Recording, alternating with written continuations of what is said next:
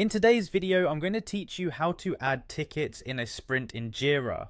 If you're new to Jira or just need a bit of a refresher, we're going to walk through it step by step to make sure it's clear and understandable. Let's dive in.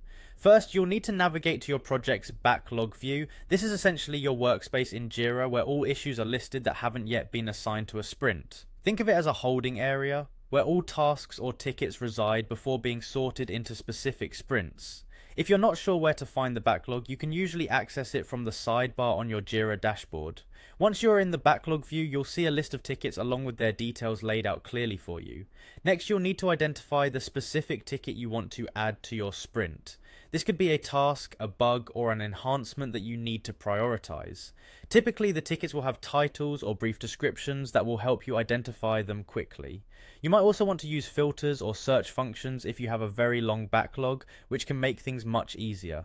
Once you've found the ticket, the next thing you'll want to do is drag it from the backlog and drop it onto the desired sprint. This is a straightforward action, quite literally like moving a piece on a game board. When you click and hold the ticket, be sure to drag it carefully over to the correct sprint in the list. It's crucial to ensure you're placing it in the right location, especially if you have multiple sprints lined up.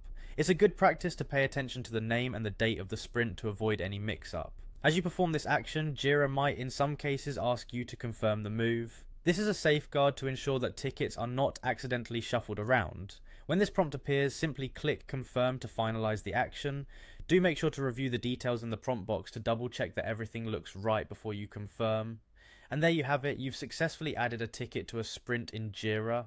It's a simple process once you get the hang of it, but these steps ensure everything is done correctly, thereby keeping your sprint organized and your project moving forward efficiently. Thanks for following along, and I hope you found this guide helpful. If you have any questions or comments, feel free to leave them below. Until next time.